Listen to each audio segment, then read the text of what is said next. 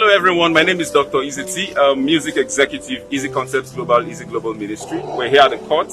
There has been a purported and orchestrated evil agenda to sell the wrong impression to the public that we're running, and we'll keep wondering why we should be running. This is our country.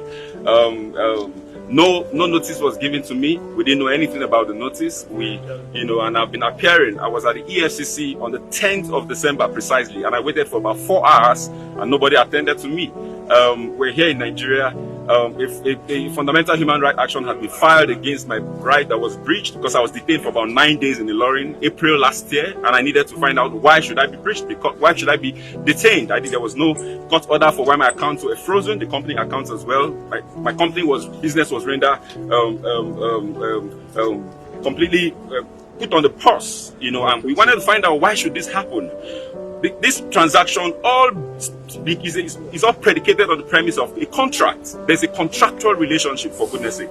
And this contractual relationship, prepared by a certified lawyer, Udo Odoma, who is our copyright lawyer. There was a breach on this contract where the said artist, who is supposed to be a gospel artist, who is supposed to have integrity, who is supposed to sing Jesus and mean Jesus, who is supposed to keep to our words and terms of agreement, breached the contract, boycotted monies for events into our personal accounts, where it was using the same contents that belongs to us, earns those monies personally without any form of remittance. We were remitting royalty until we sent a mail officially and said we will no longer send a mail to you any more royalties until there's a proper mutual financial reconciliation. We need to have a meeting, and this will be done on the premise of an unbiased audit without any form of religious influence of one of your fathers or your mothers who have your interest and want to twist us to do what is not wrong. It's about justice. No, when we say these things, is it about money? No, this is not just about money. This is about truth. This is about sincerity. This is about integrity. This is about saying yes and you keep to yes.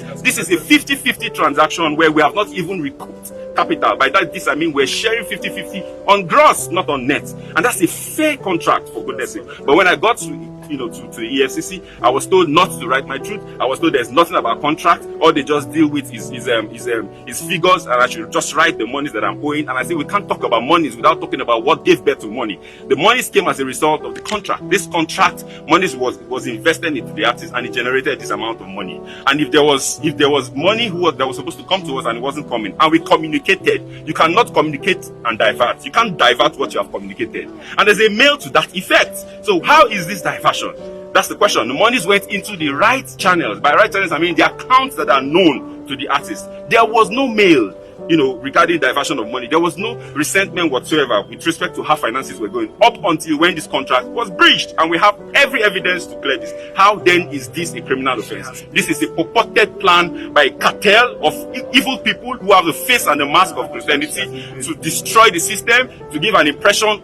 I'm talking about someone who has earned over $1,500,000 from the same contract. How do you discredit what you have benefited from? The over $600,000 we're talking about is just for streams, not even for events. We have series of meetings where you went for, you didn't tell people you were going, you hid it because you didn't want us to know. That's not transparency, for goodness sake. There is no way on the surface of the earth that you hear a label taking 50 and giving the artist 50. And I mean, we paid rent for 5 years, you didn't pay a dime, you don't have a receipt.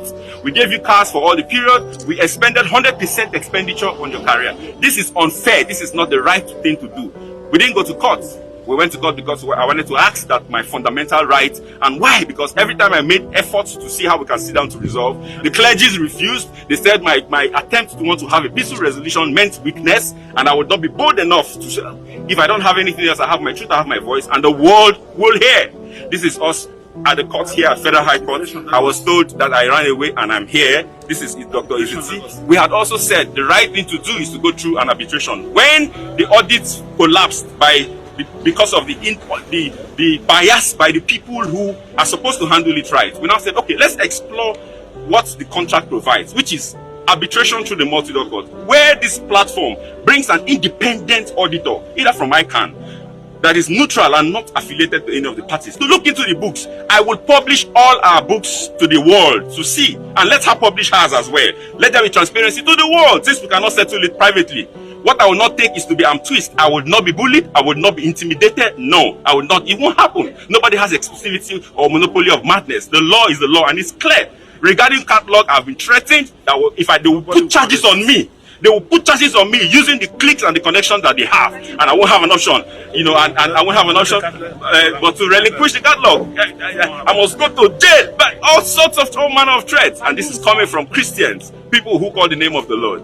We are here at the court, and we have filed for a motion for the warrant of arrest to be set aside until it is clearly established if this is a civil transaction or not. And as God will have it, the judge and the court has granted that motion be set aside. I want to thank you for following this.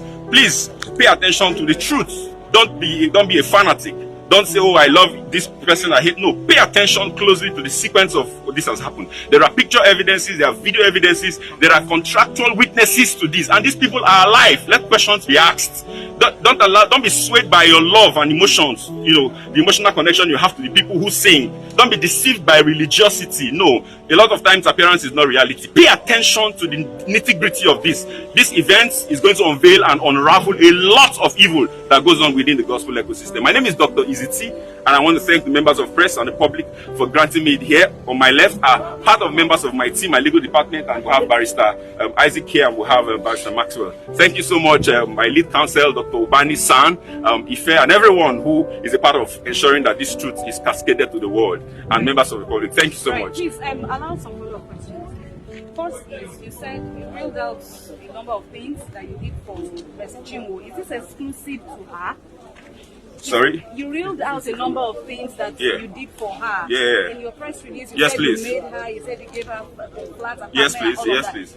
Is this exclusive to Mercy Chinwo, or what? With respect to her contract. Sir, look up, sir. So that's the contractual obligation. From our own end, we're supposed to provide all costs. It's a 360 deal, which means a recording and management contract. So we provided all costs: production costs, housing costs, video costs, mobility costs, and we have the receipts and evidence for all of this. Yes. So yeah. Is it exclusive to Mercy Chinwo? It is not exclusive to artists under your It is label? exclusive to all the artists on the label. Okay. Yes, please. Okay. Herself and every other person that is part of this orchestrated conspiracy.